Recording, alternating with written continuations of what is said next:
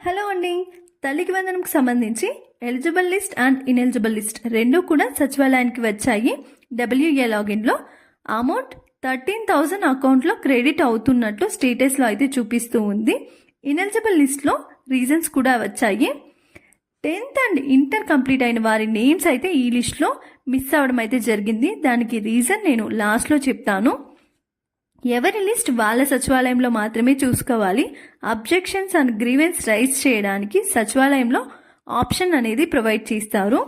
Grievance ఎవరు rise చేస్తారు అంటే ఎలిజిబుల్ అయి ఉండి ఇనెలిజిబుల్ లిస్ట్లో వారి నేమ్స్ వారి పేరు వచ్చినట్లయితే గ్రీవెన్స్ రైజ్ చేసుకోవచ్చు. దీనికి 20th జూన్ వరకు టైం అనేది ఇచ్చారు.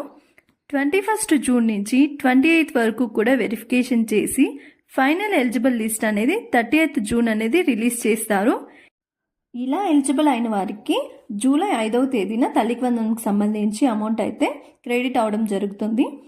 10th ఇంటర్ కంప్లీట్ అయిన వారి నేమ్స్ అయితే మిస్ అయ్యాయి అన్నాం కదా. ఎందుకంటే ఇంటర్మీడియట్ కంప్లీట్ అయిన తర్వాత వారు ఫీజు రియంబర్స్మెంట్కి ఎలిజిబుల్ అవుతారు. కాబట్టి వీరికి అమౌంట్ అనేది పడదు.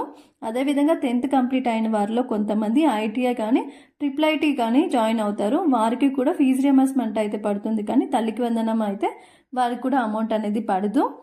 ఎవరైతే 10th కంప్లీట్ అయ్యి ఎంపీసీ బైపీసీ ఇలా గ్రూప్స్ తీసుకొని ఉంటారు కదా, వాళ్ళకైతే ఈ అమౌంట్ అయితే క్రెడిట్ అవ్వడం జరుగుతుంది. వీళ్ళ నేమ్స్ అనేది ఫైనల్ ఎలిజిబుల్ లిస్ట్లో అనేది యాడ్ అవుతుంది. మీరు కూడా సచివాలయానికి వెళ్ళి లిస్ట్ అయితే చెక్ చేసుకోండి. అలాగే ఎన్పిసిఐ స్టేటస్ అనేది యాక్టివ్లో ఉందా ఇన్యాక్టివ్లో ఉందా చూసుకోండి. ఇన్యాక్టివ్లో ఉంటే యాక్టివేట్ చేసుకోండి. Thank you for watching.